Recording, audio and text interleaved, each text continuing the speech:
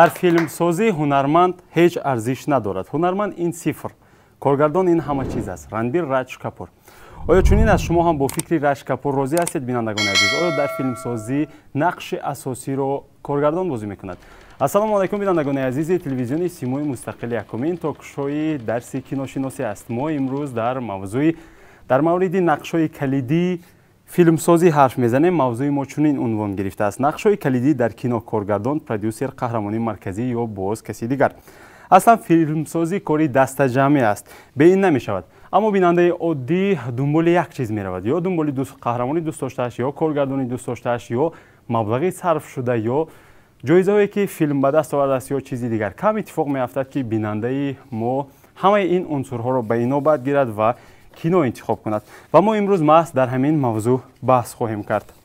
дар барнома даъват кардем ҳам коршиносони соҳа ва ҳамчунин ҳам дӯстдорони синамои миллии синаморо даъват кардем. хуб, ба ҳайси иштирокчиён имрӯз қарор доранд Исламҷон Наҷмиддинзода, рӯзноманигор, Мафтуна Шукурова, рӯзноманигор, Аҳмадҷон Ахмедов, дӯстдори кино, Алиҷон Исмоилов, магистранти донишгоҳи давлатии Хуҷанд, Фирдавс Раззоқов, донишҷӯ, Фарзона Зикриева, донишҷӯ, Дилфуза Қурбонова, донишҷӯ ва Меҳрангези Абдуаҳад, хабарнигор. Хуш омадед.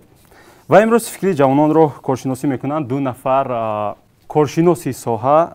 хуб, ҳунарманди кино ва театр Мирзоумар Мирзоахмедов, устод шуморо хуш омадед мегӯем. ва ҳамчунин коргардони маъруф, чеҳрае ки шумо хеле мешиносед, коргардон ва ҳамчунин ҳунарманди кино ва театр Муҳиддини Музаффар. устод хуш омадед. пеш аз оғози баҳс мо бо суоли киноро ба хотири мавзӯяш ё коргардонаш тамошо мекунем. гӯён як пурсиши афкор гузаронидем, биёед онро шоҳид мешавем, баъдан баҳсро оғоз мекунем.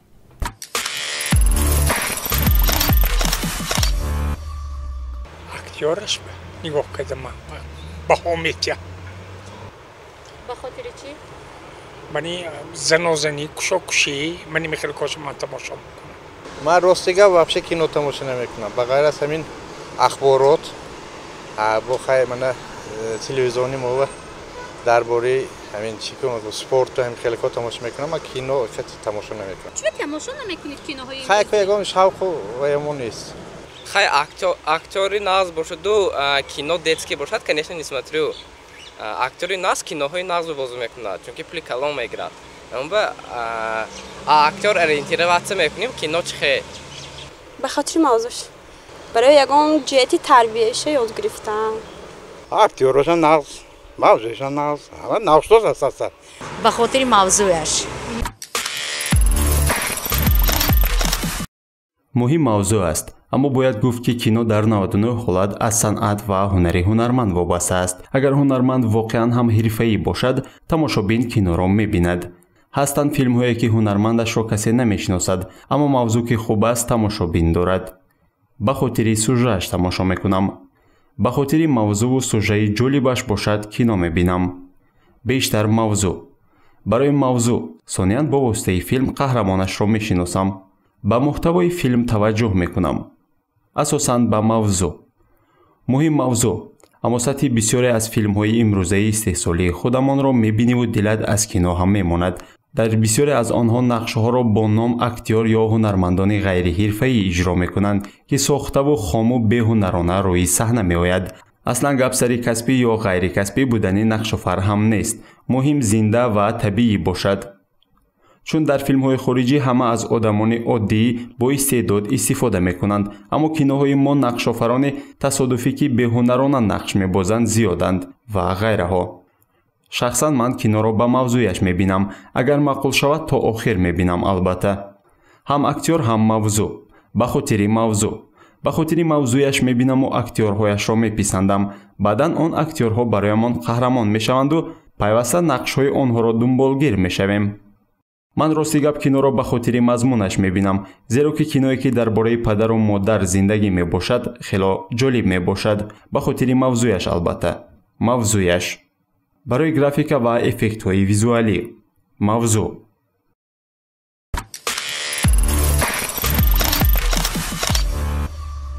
хуб, ташаккури зиёд.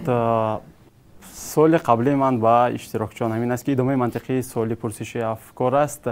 شما به خاطر چه کینو رو میبینید؟ به خاطر کدام از این حصه گذاران کینو رو عادتا تماشا میکنید؟ چون در آغاز نیز ما گفتیم که بله کاری دست جمعانه است البته فیلم سازی، اما خواه نخواه بیننده با چیزی گفتن ممکن است که توجه میکند و دنبال آن همون میرود. مرحمت از کی آغاز میکنید؟ بیشتر من فیلم رو هم اکتورش دوست میدارم هم سوژتش. من اصلا فیلمی پیشتری رو دوست میدارم، یعنی پیشتری هم دوشت فیلمی من با دختری واخوردم، یعنی فیلمی باز هم رستم و سهراب، فیلمی باز هم عشق و لیلی رو دوست میدارم. حاضر فیلم هم موضوعش به تماشا میکنیم، توجه میکنیم، دوست میداریم فیلم های اکتور رو واش بیام من اعتبار میتیم، یعنی که چه خیلی نقش میآفرد از عهده نقش برآمده است یا نه. یعنی سوژتش به اعتبار میتیم که من اصلا سوژت تماشا کردم یک خودم به درس عبرت گیرم که مثلا بعضی نفرها بارهای خطا میروند همون تماشا کنن 20 خطا ساخته نکنن. همین فیلم هم درس عبرتش میتونن تماشا بین. موضوع گفته شما کاری کارگردان رو در نظر دارید یا سینیار نویس رو در نظر دارید یا نقش آفری هنرمندان رو؟ کدام؟ البته من موضوع گفتم من کاری سینیار نویسان رو در نظر دارم. یعنی سیناری باید درست نوشته شده باشد، یعنی که پرمضمون باشد که تاثیرش همو برسد، یعنی که تیری به هدف گرفته کارگردان ها هم سینماگران به هدف رسد، یعنی که گوید که انا تیری نشان برگرفته به هدف رسیده است، یعنی انا تماشابین اصلا فیلم ها یک بهره گرفت. فهمم. تشکر. مرحمت. استماکو. کینوهای هستند که اکتورهای مشهور مثلا جهانی گیریم اگر فیلم آفریدگی باشند، بعضی آنها رو تماشا کنیم اگر سوژه آنها کمتر برای ما نفهمو می شود یا چیزی دیگرش نفهمو می شود، آن رو ما به طور مثلا ساده کار گوییم به طور تیز گذرانده هم تماشا کرده خود با پورگی تماشا نمی کنیم. هستند فیلم هایی که مثلا حاضر تریلر اون رو ما در اینترنت ها می بینیم که چگونه موضوعش است و اونها رو بعد از با پورگی برآمدنش ما همون کینو رو می بینیم و از سر تا آخران تماشا میکنیم و برای خود یک غذای معنوی گرفته میتوانیم. اصلا تماشای فیلم این گرفتن یک غذای معنوی برای هر یک شخص میباشد. به اندیشه من همین. تشکر.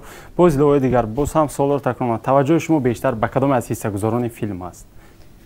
توجه من بیشتر به هر دو، هم به اکتور و هم به مثلا گوییم اگر موضوع فیلم است. اگر موضوع جالب باشد طبیعی است که اکتور هم همون موضوع وارد شده نقش می آفرد. تشکر. خب کدام از شما مثلا بیشتر کاری کارگردان توجه میکنید یا میگید که انا کدام کارگردانی معروف فیلم ساخته است یا اینکه برعکس فلان هنرمندی معروف فیلمی نوش برآمده است؟ مثلا کدامش رو شما بیشتر پیگیری میکنید؟ کاری کارگردان رو، کاری سینیار نویس رو یا به هر صورت کاری هنرمندان رو؟ چگونه است؟ خب مرحبا شما بعداً دلفوزه. من وقتی که کینوفیلم پیمان سال 2014 به شبکه اینترنتی پخش کردی رکلامش رو و یاش تریلرش هم البته من شوق شد که این کینوفیلم کی رو کی ثبت کرده باشد، یعنی مؤلف اون کی باشد. یعنی وقتی که من به قصد جوانان لایق شیرلی وارد شدم و نخست نمایش به وارد شدم و فیلم رو تماشا کردم، بعد من فیلم رو تماشا کردم به خود خلاصه اینی گرفتم که کارگردانش به گپ نیست. یعنی که بعد در آخری فهمیدم که محیدین مظفر این یک نفری هست که کارگردان صاحب استعداد است، یعنی که فیلم رو به درجه عالی ثبت کردن، یعنی که سهم گذاشتن، یعنی که برای یک فیلم ثبت کردن بیشتر زحمت میکشن این نفر. بهترین یعنی بعد از فیلم های ملی که مثلا سرخ سینما یا خود محیدین مظفر به نمار گرفتن شما بعدا توجه کردید به کارگردان ها، به کاری کارگردان پیشتر توجه نمیکردید به کاری کارگردان؟ یعنی من اول واش بود توجه کردم بعد می آدم دیشتم بعد معلوم شد که این کارگردان بهترین است. فهمم. تشکر. خوب من نسبتاً فکر اینا راضی شده نمیتوانم، چون که شاید یک دو نفر امروز در جامعه باشند که به کاری کارگردان ها توجه کنند. امروز جامعه ما حالا با آن درجه رشد نکرده است که بجز اکتور و موضوع ما قهرمانی قفای صحنه را دیده توانیم. حالا جمعیت ما بیشتر به اکتور و موضوع و سوژه های آن دقت جلب کرده ایستاده‌ایم. خلاص کارگردان ها را نه همه برابر میشناسند. تشکر. خوب مرحبا. به فکر من میخوام که گویم کیست اکتور به رژیسور یعنی کارگردان. این یک انسانی که یک چی میتواند گیره خنده. اگر کارگردان نباشد اکتور هیچ کس. و مثلا میگیریم که کریس کولومبوس این کارگردانی به همه فیلم ما میدونیم گری پاتر و او با بچه‌هایی که 7 ساله 6 ساله 9 ساله کار میکرد و гарри поттер ва санги философӣ яке аз филмҳои беҳтарин дар дунё. ӯ миллион тамошобин дошт ва миллион кор кардааст. ин ҳама кори коргардон аст. ташаккур. хуб Дилфуза марам. ман аслан худам ба коргардону актёрҳо на он қадар аҳамият медиҳам. танҳо вақте ки филмро мебинам ки агар шавқовар бошад давомашро мебинам. Не агар аз нуқтаи назари масалан агар ҳаётӣ бошад, агар аслан ба филм нигоҳ кунем ҳамаш қариб ки як хел танҳо актёру камтар мазмунан дигар мешавад халос. ба фикри ман ҳамин ман дар гузашта бисёр филм медидам. вақте ки як филмро мебинед агар дигарашро монед он ҳам ба ҳамон филм монанд. танҳо баъзе ҳамин моментоша дигар мекунанд тамом. ташаккур. мафтуна чӣ илова дошт? ман ба фикри ин ҷавон камтар норозигӣ баён мекунам, чунки ино ба барномаи шумо Салимҷон омода шудагӣ ҳастанд. омода шуда, тайёрӣ дида, баъд ворид шуда дар бораи масалан коргардони филми Гарри Поттер ба ман нақл карда истоданд. агар се ҷавонро аз кӯча биёреду инҷо шинонид гӯед ки шумо кадом коргардонҳои машҳури ҷаҳонро мешиносед, шояд омода набошанд ва надонанд. ба хотири он ки мо бештар Муҳиддини Музаффарро мешиносем, ӯ бештар кор мекунад ва бештар реклама ҳам мекунад. азбаски реклама зиёда аст, мо Муҳиддини Музаффарро мешиносем. ташаккур. сипос. хуб устодони азиз, марҳамат. суол барои шумо ин гуна аст. аслан фикри ҷавононро албатта агар ягон коршиносӣ мекардагӣ бошед, марҳамат, ва баъдан аслан мутобиқсозӣ, нақши асосӣ дар филмсозӣ ин кори ки аст ба фикри шумо, ба андешаи шумо? марҳамат. ин саволи шумо ба мисли оне ки аввал ба дунё тухм пайдо шудааст ё ки мурғ. медонед чӣ хел ки худатон дар оғози барнома қайд намудед, албатта кино ҳам ин як кори сарҷамист, дастҷамист. баъзан медонед чӣ, ман шоҳиди он будам ки сценариҳо ҳастанд ё драмаҳое ҳастанд ки қариб ки ҳеҷ чӣ надорад ва ҳунарманд ин қадар боварӣ надорад, эътироз мекунад ки ман ба ин нақш бозӣ намекунам шуда. вақте ки коргардонҳое пайдо мешаванд ки ин қадар аз он чиз як чизи олиҷаноб, як чӣ гӯям, ё намоишнома ё як филми тамошобоб таҳия мекунанд. баръакс бисёр сценариҳои хуб ҳаст. вақте ки бо шавқ онро мехонед ва фикр мекунед ки як филми олиҷаноб мебарояд, афсӯс ки баъзе коргардонҳо муваффақ шуда наметавонанд. он фикру мулоҳизаву андеша он чӣ ки сценарийнавис дар он ҷо ифшо кардааст, инро он қадар сарфам намераванд баъзе коргарданҳо. ташаккури зиёд. сипос. хуб, ташаккур.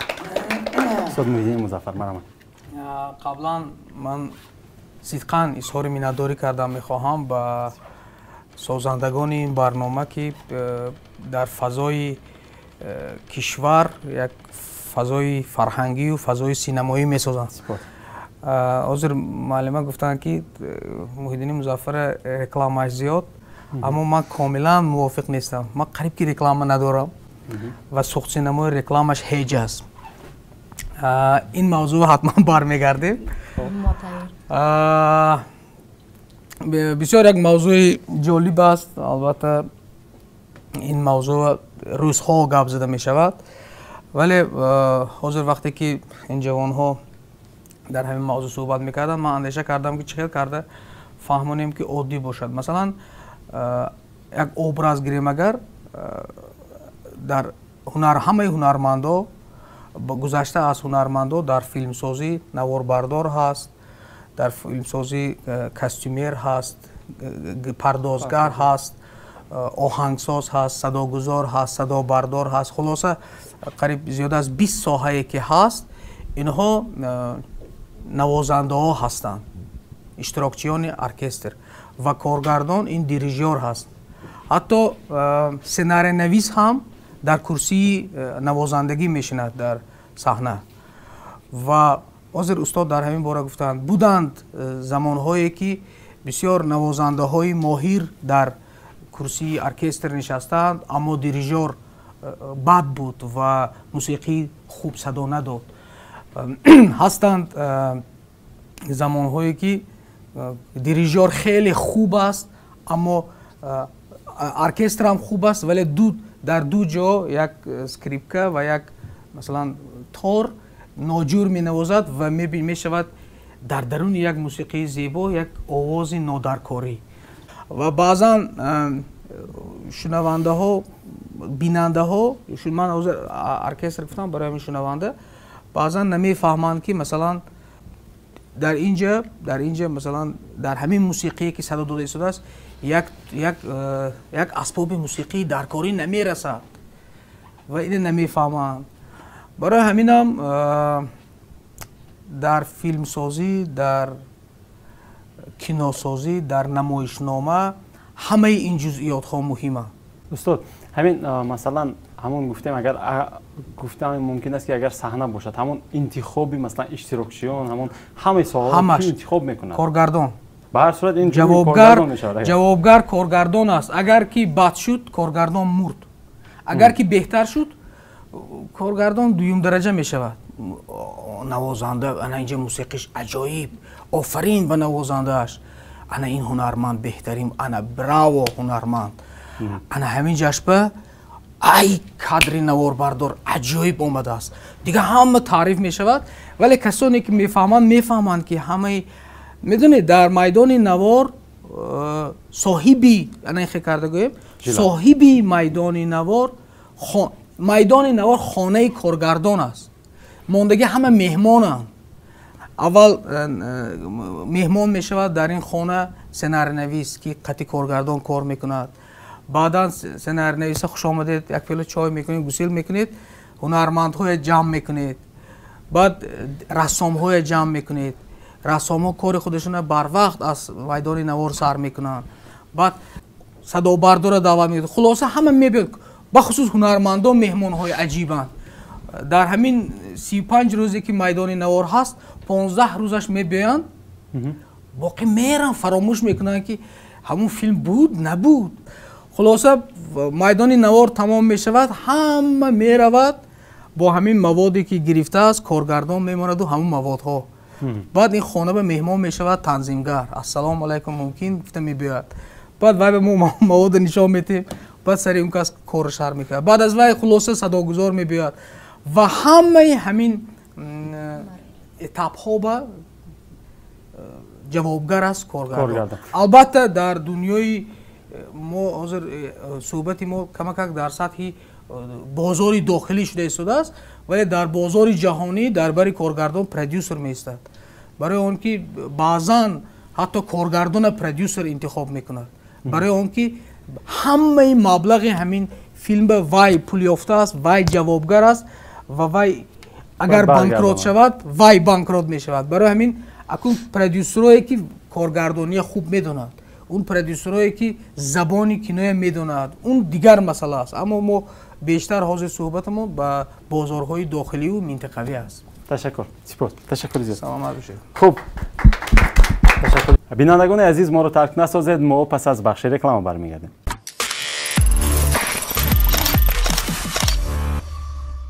бинандагони азиз, мо дар мавриди нақшҳои калидии филмофарӣ ҳарф зада истодаем.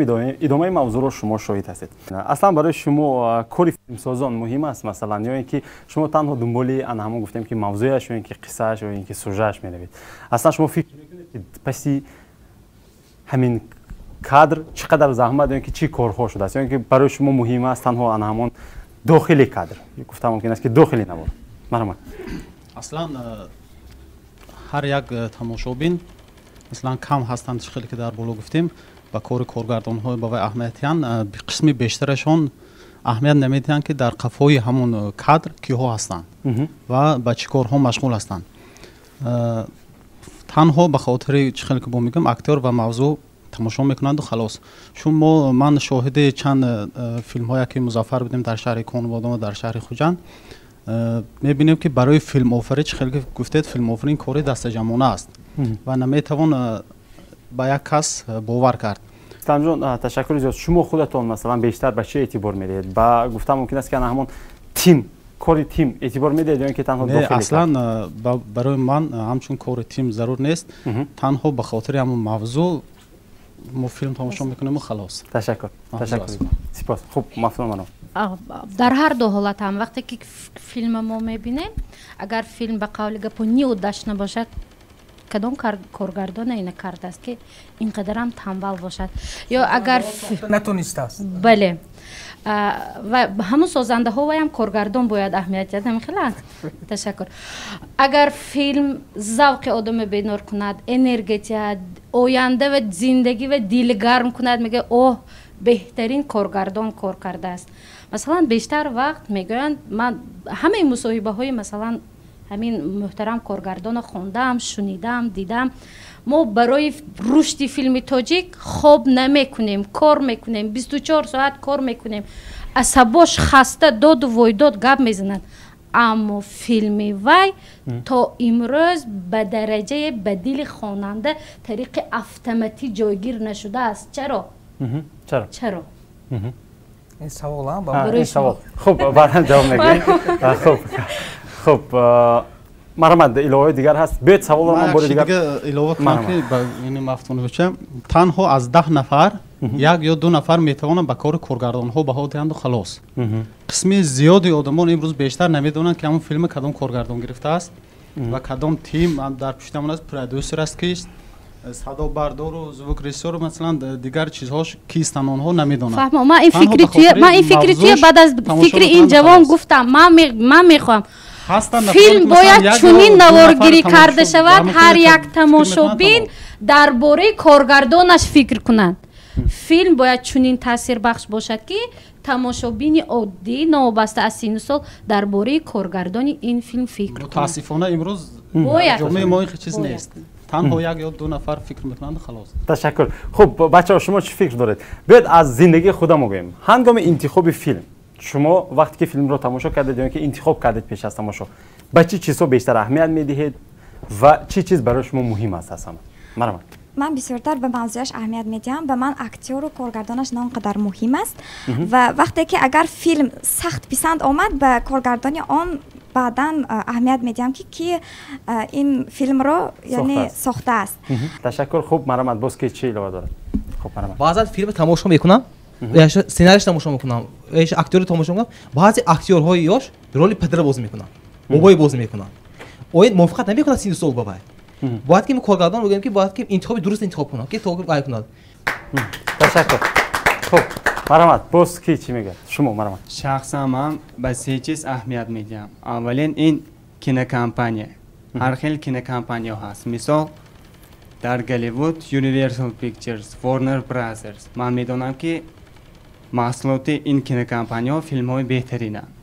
мисол дар Хитой пеш дар замонҳои шӯравӣ Golden Harvest кинокомпания буд ки дар маҳсулотҳои он филмҳо бо иштироки Брюс Ли, Джет Ли, Джеки Чан ва ман медонистам ки ин кинокомпания филмҳои беҳад нақсро маҳсул мекунад ва бешубҳа тамошо мекардам. дуюм чиз ин коргардон. мисол коргардони Golden Harvest ин Raymond Chow ва ман кӯшиш мекунам ки филмҳоро бо филмҳои Raymond Chowро тамошо кунам ҳамаашро. сеюм дараҷа ин ҳунарманд, яъне актёр. Ташаккур зиёд. Бачаҳо як саволи иловагии дигар. Шуморо масалан қаҳрамонҳои дӯст доштаатон зиёд аст, актёрҳо ё ин ки коргардонҳои дӯст доштаатон зиёд аст. Агар номгӯяшро гӯем озид дар зеҳнатон, шумораи кадомаш зиёд мешавад? Бештар аст? бештар табиист ки актёрҳои номгузорӣ зиёд мешавад. мо бештар ба актёр таваҷҷӯҳ мекунем, баъд ба мавзӯяш ворид мешавем ва вақте ки аз ҳамун кино ҳаловат мекунем, ҷои сеюм меистад ба қавли худошон нақши коргардон. аммо ин дар ҳоле ки аз оғоз то ба анҷом барои офаридани филм нақши коргардон аст, вале барои тамошобин ин муҳимтар нест. Ташаккур. хуб, боз ки шумораи кадомаш зиёд аст бачаҳо? актёрҳо ё ин ки коргардонҳои дӯстдоштаи худатон? масалан шумо актёри дӯстдоштаи худро доред ё коргардони дӯстдоштаи худро? марҳамат. ба фикри ман бисёртар ин актёрҳо, ҳунармандо, барои ин ки мо бо чашми худомо коргардонро намебинем, мо актёронро мебинем ва агар ба мо маъқул шавад, агар мо мана мегӯем ки мана Роберт Дауни младши мегӯем, вале мо намедонем ки киноҳои Марвелро коргарӣ кардааст. фаҳмам. Ташаккур. Сипос. Хуб, устодони азиз, барои шумо суол ин гуна аст. Аслан барои бинандаи оддӣ зарур ҳаст ки вобаста ба тамоми заҳматҳои тим фикр кунад? Ё ин чиз масалан вазифадор нест бинандаи оддӣ? Хайр дур намераве. Мана масалан ман ҳозир аз оши тӯй омадам. Кани Муҳиддинҷон гиред. Гуфту байлор ҷаб интиер гиред. Агар тамошобини аз рӯи нуқтаи назари тамошобин ё чӣ хеле ки ман ҳозир бо ҳамсоям ош хӯрдам, ман кори надорам. Ҳа ош бомӯза шудааст дия, зӯр дия. Ҳа шояд як аранг дар ёдо мо биёд ки ҳа повурба раҳмат гуфта. Аммо ҳамчун ҳунарманд, албатта ҳамчун як шахси одаме ки ҳамчун меҳмонӣ рафтам, ман қафои вай тӯи хона қафои парда рафта намебинам ки ошхони баҳо чӣ тавр аст, пазанда кист мисол. ба фикри ман тамошобини имрӯза филмро чӣ хеле ки ман ҳозир ҳамроҳи ҳамсоям ош хӯрдам ами хел тамошо мекунам.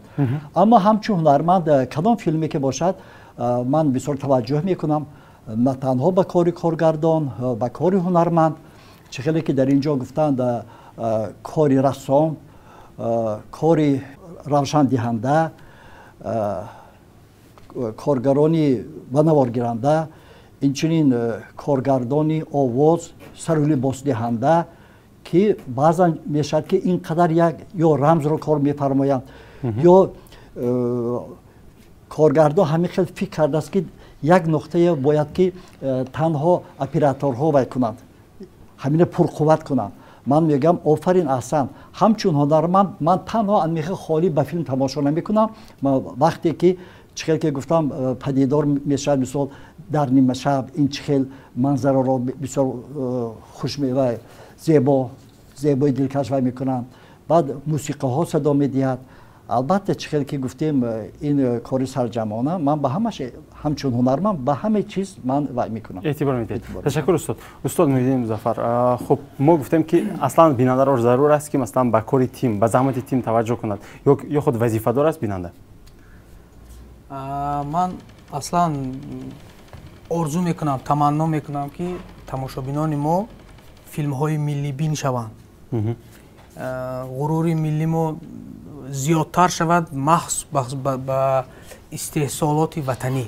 Якум орзуи таманнои ман ин аст ки бикобем филмҳои миллимона. Ҳатто мана ҳозир мо чанд наворе ки дидем, одамо масалан аслан парво надоранд ки дар Тоҷикистон филм истеҳсол мешавад, намешавад, оё ин филм дар кор аст, дар кор нест.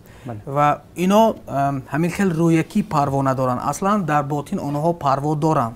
Онҳо парво надошта бошанд ҳам қонуни зиндагии онҳоя парво мекунанд. Онҳо худашон хабар надоранд ки филмҳои хориҷия мебинанд ва арзишҳошон, фарҳангошон таассуб ба ҳамон арзишҳову ба ҳамон фарҳангҳо мешавад. Барои ҳамин якум ҳозир шумо гуфтед ки оё тамошобин аҳамият диҳад ба филмсозон ё ин ки ба филм аҳамият диҳад. Нуқтаи назари ман ин аст ки аввал аҳамият диҳанд ба филми истеҳсоли ватанӣ, бикобанд ки чӣ гуна филмҳо шуда истодааст ва бинанд. Ин якум таманниёти ман. Дуюм таманниёти ман, вақте ки филма мебинанд, ҳатман аз даруни филмҳо ҳунармандҳои дӯстдоштона интихоб мекунанд. Ва вақте ки ин ду зина мешавад, сеюм зина хоҳем нахоҳем пайдо мешавад ки аҷоиб ин филма кӣ сохтааст? Аҷоиб ин филма кӣ сохтааст? Коргардонаш кӣ? Вақте ки ин сеюм зина шуд, аллакай хоҳем нахоҳем чорум зина мешавад. Аҷоиб дар пушти ин коргардон кӣ истодааст? Гурӯҳ кӣ? Кадом компания? Ҳозир бисёр нуқтаи муҳима гуфтанд ки кинокомпанияҳо худашона брендашона сохтагианд. Яке аз орзуву ниятҳои аввалин қадами мо ҳамин буд ки вақте ки сухтсинамо мегӯем филми сифатноки миллӣ пеши назари халқи тоҷик биёяд. Ва мо аз аввалин рӯз ҳамин дивиза барои худамо, шиора барои худамо кардаем ва имрӯзам тамоми дақиқа, тамоми коре ки мекунем, оё ҳамин кор ба сатҳе ки мо мехоҳем киностудияи сухтсинамо ҷавобгоҳ аст. ҳатто баъзан мутаассифона дар таҷрибаи кори мо, ман намехоҳам نام اون فیلم گیرم و بعضی چیزایی گویم حتی بعضا فیلم‌های هم ساختیم که سطحی سوخت سینما نبود و اون فیلم نبر اومد در تجربه ما اینش هم هست برای همینم استادم یک نقطه نظر گفتن که من با این نقطه نظر موافقم بگذار که در همین اولین زینه کاملا اهمیت ندهند که کی ساخته است کارگردانش کی ولی بینن فیلم بینن هنرمنداش دوست دارن وقتی که هنرمنداش دوست می‌دارند خواهیم نخواهیم بعد مایه دوست می‌دارند و مایه پیدا میکنن تشکر به هر حال استاد پاسخ نگفتید که اصلا بیننده وظیفه دار است که اعتبار دهد به کار تیم یا اینکه نه این حاضر ما این چیزا از گفتن ما مثلا یگان چیز تغییر نمی‌یابد ولی وقتی که ما به زینه میرسیم که فیلم‌های ملیمون میکوبیم و فیلم‌های ملیمون رشد میکند تفکر جامعه ما هم رشد میکند و این از نقطه نظری مثلا اهلی زیا نادرست است که ما فیلم سازای نشناسیم این حتما است هنرمندا اینو خمیری هستند در دست کارگردان که اون چی میسازد و اون شکلش سناریو نویس معین میکند که چی سازد و کارگردان اون میسازد وقتی که این چیز یک ابرازی مکمل میشود ما خواهیم نخواهیم اهمیت میدیم برای همینم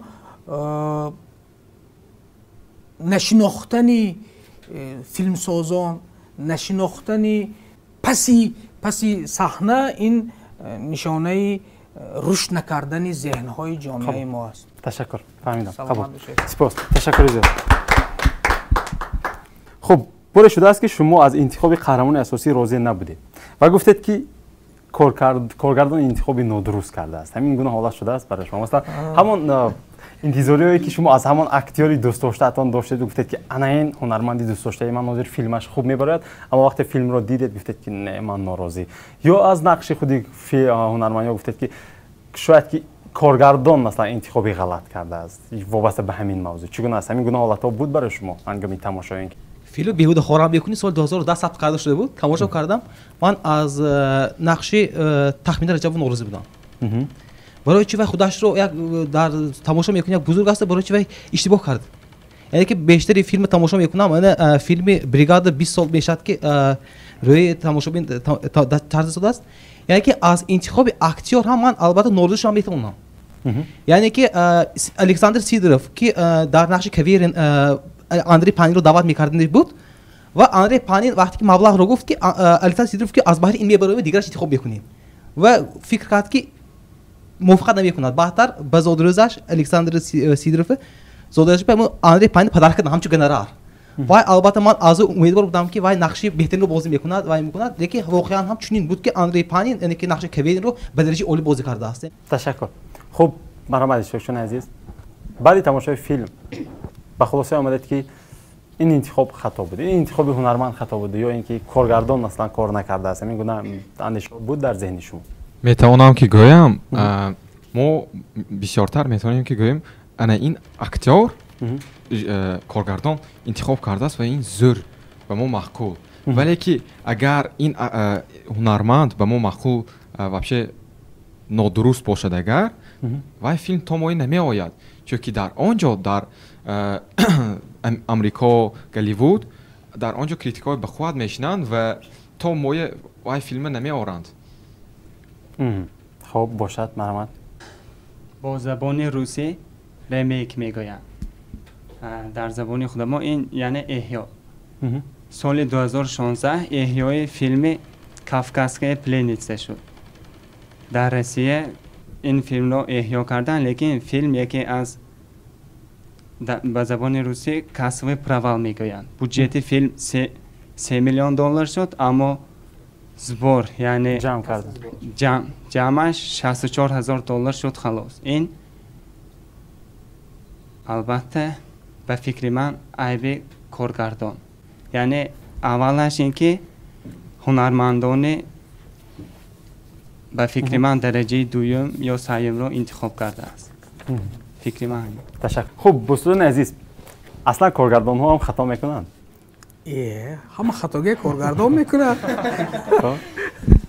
مثلا امروز وقتی که ما فیلم های ملی رو تماشا میکنیم بیشتر همچون مثلا کینوشیناس همچون نفرانی که شما در همین گفتم ممکن است که خوره میپذید در همین جاده زندگی میکنید مثلا اصلا امروز مثلا کمبودی ما در کدام از اینها ظاهر می شود در کدام از آن همین نقش های کلیدی فیلم سازان ظاهر می شود کمبودی در آن است که افسوس بسیار کارگردان ها اگر به اصطلاح گوییم شاید که از این مکتب نگذشتند امروز قریب همه چی گویم کارگردان های سینما شدند و آنها البته چیزی که در اینجا قید نمودند هنرمندان رو از کجا میگیرند که آنها از این مکتب خیلی دور هستند و بعضا گویم به شناسبازی راه میدهند من اگر دور گفتن نمیمانم من در چندین فیلم ها دیدیم که عموما از این مکتب نگذاشتند اما بله هنرمندان گفتن ممکن هستند که آنها هنرمندی حرفه‌ای نیستند اما نقش خود را خوب بازی دارند چخیلی که گفتیم این آفریدنی فیلم یک کاری سرجمی است باید که کارگردان خطا نکند برای همین هنری هر یک اکتور را که اکتور به چی نقش آفریدن قادر است آموزد و من همین رو گرچنده که من محیدین جان کارگردانی جوان هستند آینده دار هستند من همین رو حس کردم که این کس به شناسبازی با آشنابازی راه ندادند و این رو بینید که روانش شد بود یک هنرمند بسیار عزیزی ما هنرمند تئاتر اهارون اهل دین بودند آن کس سالیان زیاد کار میکردم باور کنید من فقط در همین نمایشنامه‌های تلویزیونی میدیدم وقتی که در فیلم تگنا با آن کس با باوری نقش اساسی را داده شد اینقدر هنرمندانه بازی کردند گویا که همین شخص مخصوص برای علم نقش تولد شده باشد البته این همبستگی همفکری و همکاری کارگردان و چی هم کارگردان و هم هنرمند من از شما سپاس میکنم فیلم کینوی یک بهبودیش همین که این میماند در تاریخ میماند این کس شاگردی به واسطه قربانی صابر هستند مکتبی آن کس را آموختند و در یک چند فیلم های قربانی صابر در یک چند فیلم های سوخ سینما بله محیدین مظفر نقش اساسی را بازی کردند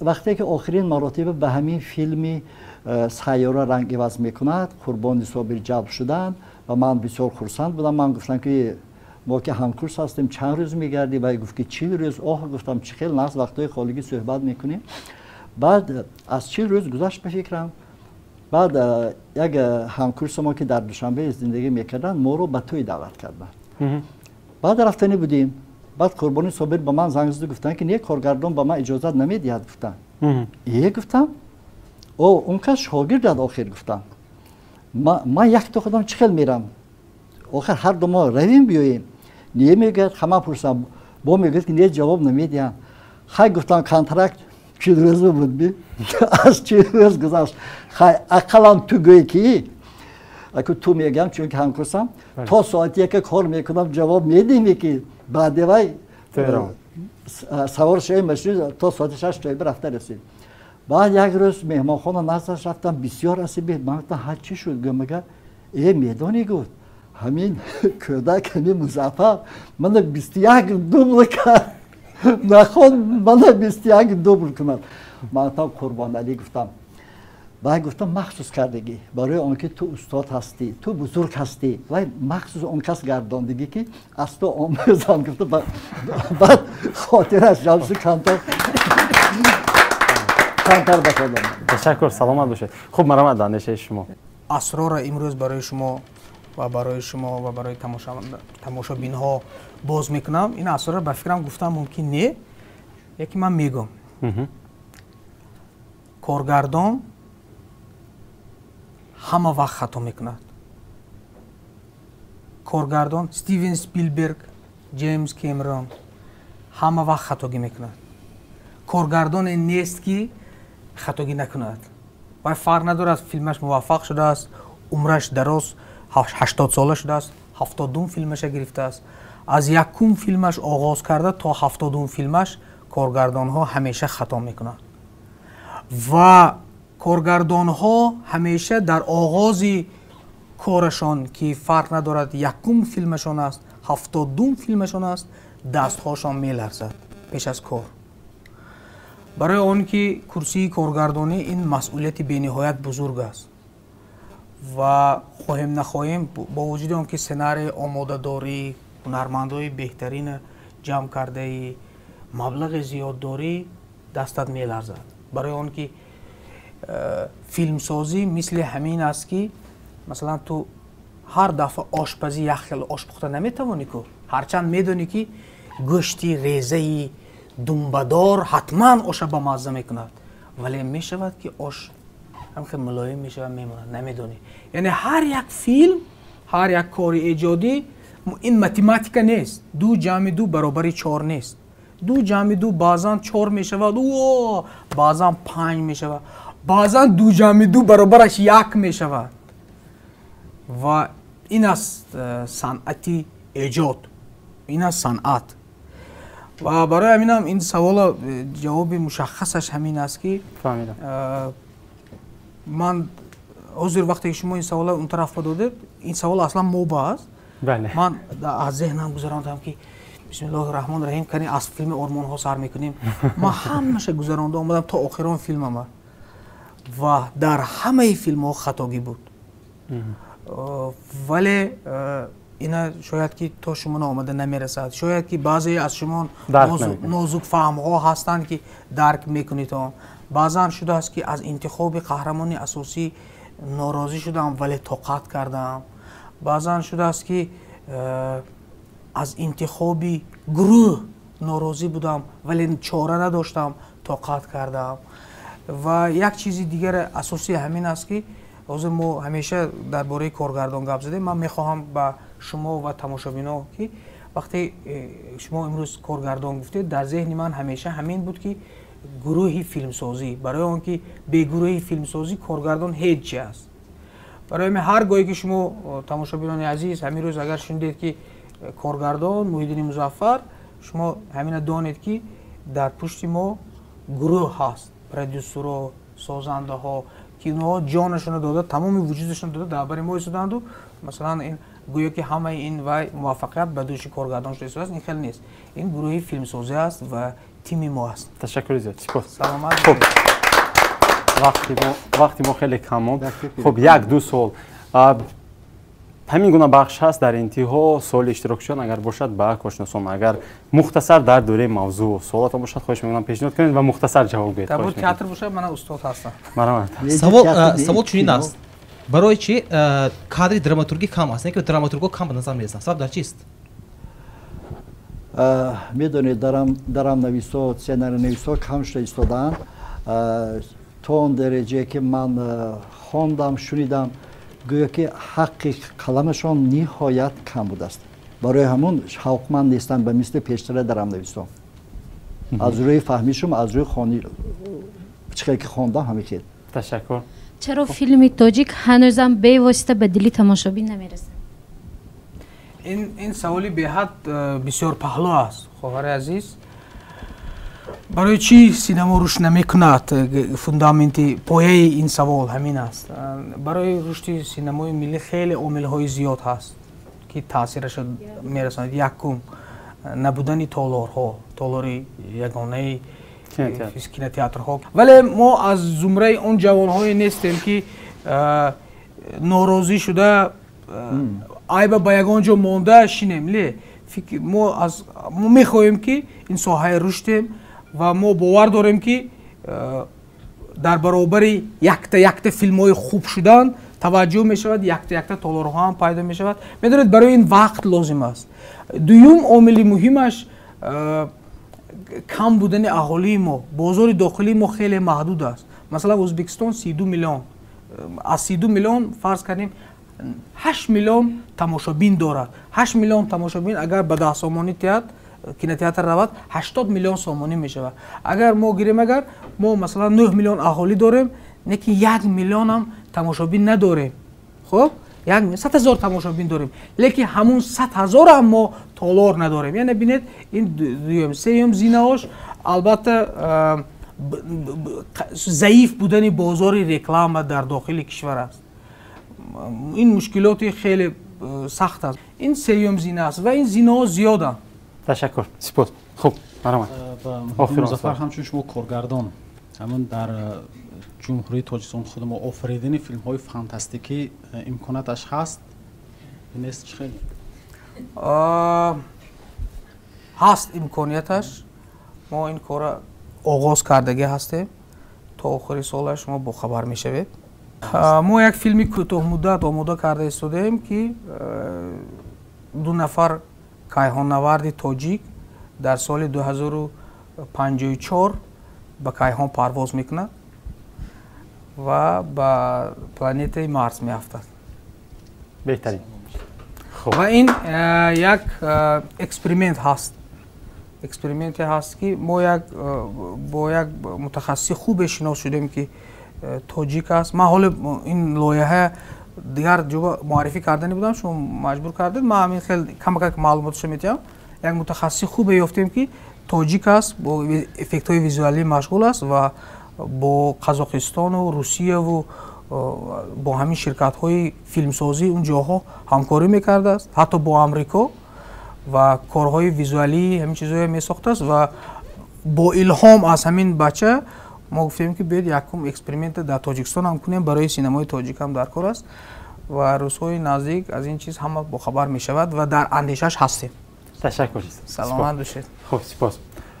بینندگان عزیز، واقعا هم ما در برنامه آزمون نیز داریم. حالا برای شما یکی از جزءهای یک کینوی ملی گذاشته می شود وابسته به کارگردان این کینو، وابسته به قهرمان‌های اساسی این فیلم، عموما وابسته به همین فیلم. اندیشه‌هاتان را با رقم‌هایی که در زیر مانیتور شما هست با مسنجری تلگرام و وایبر ارسال میکنید و صاحب تحفه میشوید. فکر میکنم که اون نفرانی که زود و با صفت این کار رو اجرا میکنن حتما 3 جای برای تحفه شما را انتظار هست.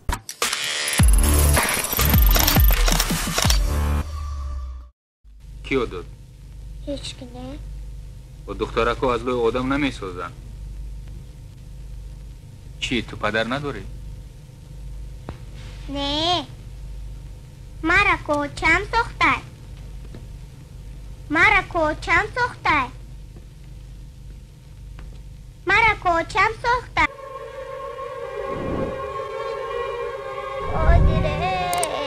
قادره ای سرکی به سوی بیما سوی نیو قادره.